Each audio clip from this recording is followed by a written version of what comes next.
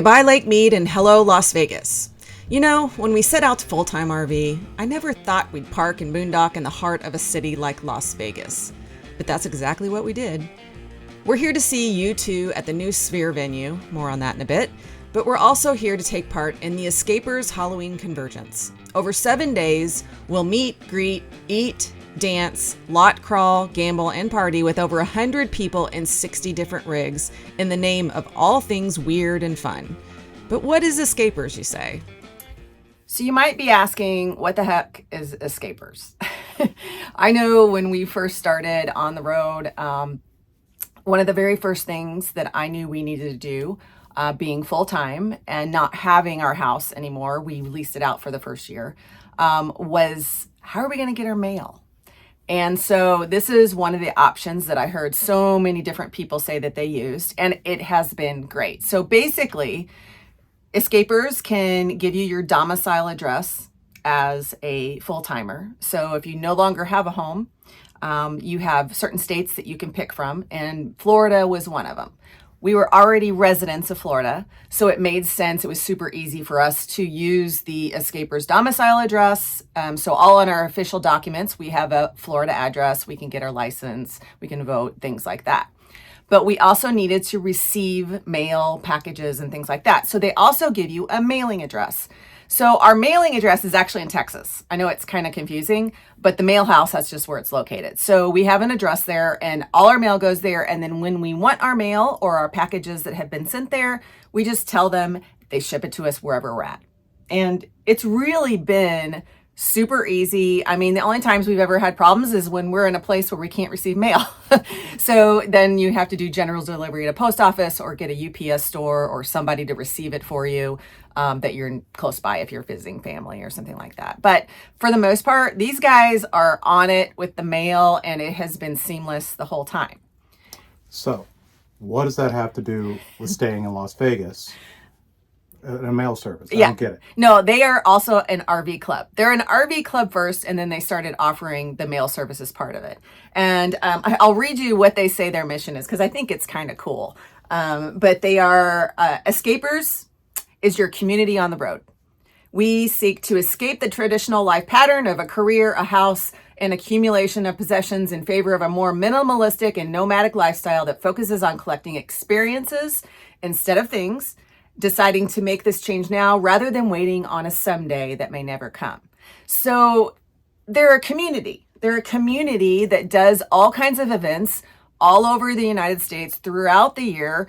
There's different groups for different types of RVers and different types of people. There's the more retired groups. There's the more working groups. There's families. There's I think I have like birds of a feather, which are people who are just into certain things, maybe like off-roading or something like that. So when they do their convergences and their gathering, it's around that common interest. So they do happen to do events throughout we decided to go ahead and take advantage of one that just happened to be in Las Vegas. Now, we mainly did that because we were going to be in Las Vegas anyway at a U2 concert at the Sphere, which you're going to see footage of here in just a minute. So we thought now this would be a perfect opportunity for us to try this Xscapers event. So why did we do the event? Well, the thing is about that, we had been on the road at that time for a little over a year. And the thing that we were it was kind of bugging us about RV life is that even though you tend to be, especially if you're staying in RV campgrounds, you're going to be surrounded by people. You're surrounded by a bunch of strangers, let's be honest. And unless you're like super outgoing people, which I am, that's not me, you're basically surrounded by strangers, and it stays that way unless you happen to, sort of like carry on a conversation with somebody. And even still, we've done that numerous times, and they're not like your best buddies from that point forward. You don't keep in touch, and there you go. So there's a difference between meeting a lot of nice people and then making friends. There's a big difference. So we thought, it would be good to be involved in some kind of group where at least we know that those same people, hopefully, are going to be converging on one spot. So this event in Las Vegas, so the idea is it's also supposed to be people that are kind of like us in that we do still work full time. from the road. We're working digitally here inside the camper, and then around the time where you get off work, everybody's supposed to be getting off work, and so they do the events like the lot, what do they call that? The lot crawl. The lot yeah, crawl. there's all different events throughout the week. So they have a schedule. They have an app, which is super cool because it helps you keep track of what's going on when. There's theme nights. There's dress up like this or that. There's, and this was Halloween. So obviously we had Halloween costume nights and things like that. But it was a great way, we thought, to force ourselves to get out there and meet people and hopefully meet our people. Just because you're at an event doesn't mean, you don't camp the same way. Everybody's different. Now, in this particular one, we were in a lot in the middle of downtown Las Vegas boondocking. It was crazy. Yeah, if you're familiar with Freemont Street, if you've ever been to Las Vegas, Fremont Street is really cool. It's this long strip that has this crazy LED screen that goes over the top of the street. And there's all these street performers and all these stores, and of course all these casinos. Loud, it's big, it's busy, it's restaurant, it's everything you think of Vegas off the strip, but just like it's all of that. So it's a very busy downtown area. Yeah, and we were a few blocks away from it in a parking lot that was supposed, as we thought, it was supposed to be kind of like fenced in, and it was. On three sides. Three sides. But I guess that one of the fences had either been knocked down or taken down or something. So there was no fence on one side. And I guess if there was anything that was a little sketch, it was that. It was that it didn't, we had security there every night, which was great. We didn't at first. Yeah. The first night, no, I'm just going to be, or if we did, they didn't do a very good job because there were some thefts the very first night. And then everyone kind of beefed up their awareness. And then we had to make sure that security knew that there was a problem. So they're pretty much on it after that. But it wasn't the most secure feeling thing for us. We still had a great time, but it was in the back of your head. It's kind of a looming thing. So this particular version was a harsh awakening to city camping. I don't know. It was, at no point did I feel threatened by any means. We just all stay together when we walk places.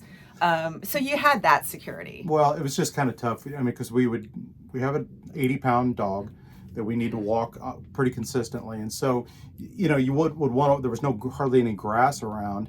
And so you would try to walk them out around the area. And of course it's really dirty. There's a lot of, it's dirty city life. It's just city life, yeah. So in that sense, those were the things that probably were not great for us, just because the way we were set up and the way we like to camp and what we like to do. However, the event overall was pretty impressive. There was a lot of fun stuff to do.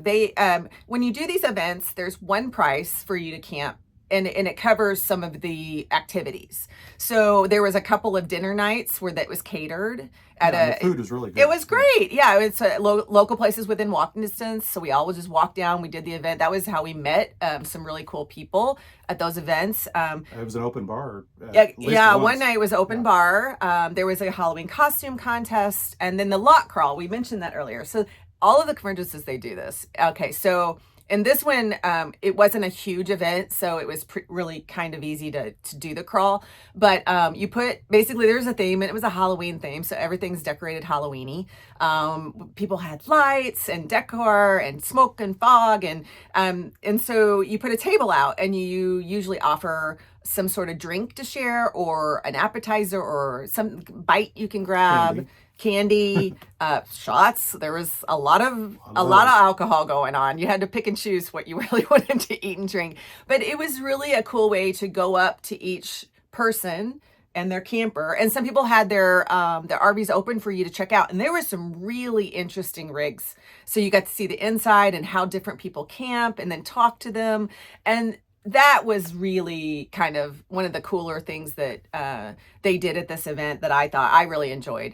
And some of the bigger events, it's even hard to get around to everything. But this event was smaller, so it was definitely doable, where you got to kind of meet and greet with everybody there. So that was a cool one. I really enjoyed the lot crawl. And the other thing, though, I think with being in Vegas and being in that area, being Halloween, there were some folks that were partiers. Let's just, be frank about it. And, so there's a lot of loud music. There was basically a DJ that had brought his own stuff that was right out there, just down the ways from the RV. And especially like on Halloween night, it went pretty late. Yeah. And so for those of us, again, who still needed to work the next day, which I get up at 4:30 in the morning. Yeah, we work on Eastern time. So there was a discrepancy. And you're in the middle of the city. It was loud. Yeah. There was a bar banging music until like 2 a.m. one night. It was crazy. So we managed. We just had some sound makers and things like that. So it wasn't like a huge deal. But again, I think all of the different convergences have a different vibe. And we're going to actually share another one that we're going to soon. So you'll want to kind of stick around because it'll evolve. It was very different. It was a very different experience. And we want to share that with you. But today we're just talking about the Vegas one. So let's see. Some of the other things that they did, they went to a life and death festival, but we actually did something, in my opinion, which was way cooler. I'll tell you in a second. They had a scavenger hunt down Fremont Street, which is, all right, so there's a point where at these convergences where you kind of get like your fill. Like you don't have to do everything. You don't have to attend every night. You don't have to. But when you do, after a while, you're like, I think I need to be quiet for a little bit because you feel on. If you're someone who doesn't socialize a lot and then all of a sudden every single night you're socializing, it gets a little overwhelming. So actually one of the great tips that the director who puts these on shared with me, she's like, don't do everything. You're going to burn out. You're going to feel like tired and wore out. She's like, just pick the ones that you want to go to and go with that. So that's the beauty of those. Well, and we also kind of wanted to go out on our own little date. So we just went down the street, and we'd never been to Fremont Street before. And just loved like that. And then we found it was a Thai restaurant that was fantastic. It was fantastic. Yeah. It was so good. So there's a lot of opportunities for that as well at these events. But we wanted to tell you about probably the most fun thing that we did the whole week. And it was, so throughout the week, when you're watching the app, people will say, hey, I've just decided to go do this if you want to go. Because not everybody's working. So there are people that do things during the day. I found it a little distracting at first, but then I realized some people have very loose schedules. So they can do things during the day when we're having to work. And that is totally fine. But this guy put out a thing and saying, hey, there's this really cool bike ride through downtown on Wednesday nights. It has a glow theme. So you light your bike up and you ride with hundreds of other people through the streets of Las Vegas. Oh, it had to have been at least 1,000. It was so crazy. Yeah.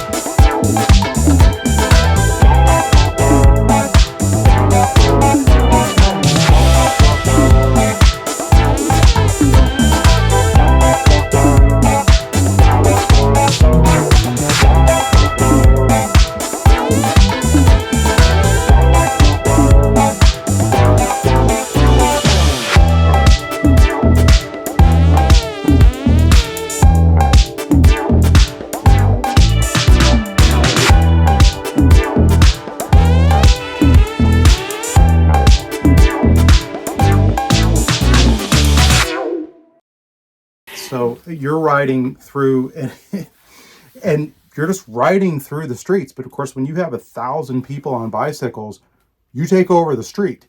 And so, and the whole thing is just done loosely, but I think since it's planned every week, the cops basically expect it. They don't give you any kind of hard time. And but they're not escorting you. No.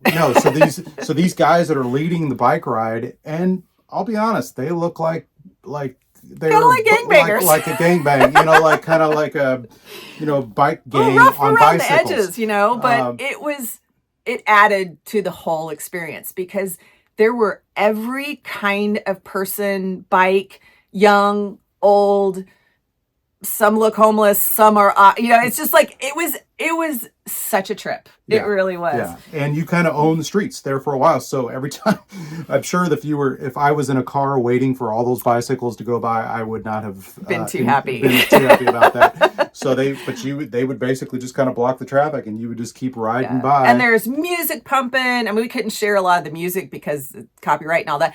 But it was popping. I mean, we hung out with, there was two guys on these low riders that were all lit up super cool. And we just hung out behind them because they were playing the coolest funk music. And we were really having a good time with them. But we had a group of probably 6, 8 from our RV part of our Convergence that we all decided to do this instead. And it was a blast. We had a really good time. And they do it every Wednesday. So if you're in Vegas, you can look it up. It's like Wednesday night bike ride or something like that. There is a Facebook group, and they meet at a place called the Berlin Bar. That's kind of where it starts. But they do it every week. And as far as I know, just show up. It's totally free. And then when everybody starts moving, just move with them. Stay in the pack. Yeah, stay in the pack because you don't want to be in the back of there. We kind of got on the end because I was trying to film, and we got a little separated from group. We had to hurry up and get to them because we felt like the cars were starting to kind of cut us off. So you definitely want to stay in the pack. But it is probably one of the coolest things that we did the whole time we were there. Mm-hmm, absolutely. So another big reason that we went to Las Vegas was we got to see U2 in concert at the Sphere. Now, if you're not familiar with the Sphere, if you're not familiar with U2, we can't be friends. Well, that's true. But anyway, so if you're not familiar with the Sphere, we're going to have some video footage to show you, and I'd encourage you to even research it yourself. It is crazy. It is absolutely amazing. So the idea, it's right there off of the Strip, and it cost $2 billion to build this facility. And it's an actual concert venue. It's not a sporting venue or anything like that. It's dedicated to performance and music. So so they do something other than music in there because they're trying to sell tickets. So they do like these audio visual experiences inside as well.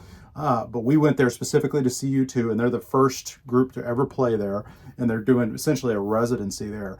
But it's just a full blown, like inside of it, it's all LED lights.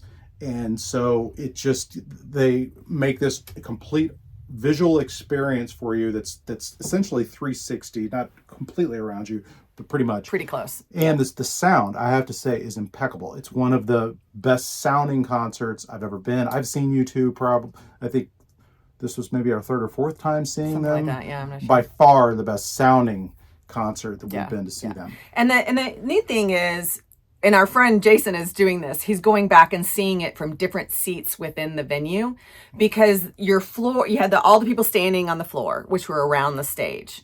They can only see so much, or they have to look straight up and around and turn around because it's going to be so above them. Then you had like level 2, 3, and 4, and each level is a different experience. We were on the lowest end of the 4th level, I think. I don't remember, but we loved it there because we could see the whole thing from where we were at. Yeah. To me, I loved it and it obviously sounded really, really good. So it's in a different experience depending on where you sit too. Yeah, and the graphics that they have. Apparently, I talked to somebody whose husband actually worked on the Sphere as they were building it. They said with some of the graphics that they did, they had cameras that they actually had to invent the cameras to even be able to do some of the tricks that they did with this. So they would have the members of the band floating real time throughout the stadium. It was just... Yeah, like so what you were seeing on the stage was projected and then moving in different ways on the screens. it was just, you almost were like, it was a jaw drop constantly throughout, which each song, the graphics changed. And so like there was one section where the whole thing lit up like light colored, like think moths on a light. All right. So you started to see a moth and another moth. And this is all above you going on while they're singing, while they're performing. And then all of a sudden it starts covering the whole roof, the moths. And like, it's like you're inside with the moths covering. It was so crazy. But there was a different experience with each song. Yeah. Yeah. And a even more fun thing for us is that some of our best friends actually came from Dallas, Texas to they came in for the show. They were there for a very short time. And it's a friend that back in the day, I think he may have practically been the guy that even introduced us to YouTube way long ago. One of the cooler things that happened, he brought his son, and his son is not into YouTube. He's young, obviously. He's younger. He's in his 20s. And so I was talking to him as we were walking in, and I was like, "You're not really into YouTube?" He's like, "No, I'm just here for the experience." But I knew he had gone during the day to see the Gaga experience. It was just some show that you could go and see her costumes because he's really into her. And would you believe Gaga showed up at this show of all shows, and he's on stage. And he got up and sang with you two. And this kid's jaw just dropped. I mean, it was so awesome, and that was a neat kind of extra that no one knew was going to happen. The only thing that was a kind of a weird thing is it did interrupt the show. So like I said, every song had a visual experience with it, but because she was not on that roster normally, there wasn't really a visual experience to go with it. They just projected it up on the screen. So there was a little lull there on the graphic part, but it was totally worth it. It was very, very cool. Yeah. So if you look up U2 and Lady Gaga at the Sphere, you'll be able to see. You're not going to be too impressed with the light show, but the rest of it was amazing. So, and there was several other. They had this one thing that looked like a sphere closing in on a circle thing, and and the Vegas scene that was. Yeah, they had this effect where it looked like basically the walls of the sphere basically dropped away, and you were actually looking at the strip. But of course, you weren't. But it looked that way. It totally looked that way. And then it would just change, and it started going back in time all the way back. So you could see the buildings disappear. Yeah. And start seeing the desert pop up until there was nothing but desert. So it was like a backwards thing. It was wild. So if you can still catch U2 at the Sphere, if not, there's going to be other artists that come in and do residencies like this. It is worth every penny of your ticket. It is an experience. It's not just a concert. It's going to be the next level of how we experience music. And we felt awesome, a privilege that we got to see it early on like this. So they do shows there. So if you're visiting Vegas, you can see it was like Postcards from the Earth. Again, it's a visual experience. I heard great things about it. So maybe get a ticket to that. Let's do that instead. Yeah. If you're not into U2, again, we can't be friends, but you can still go to the Sphere.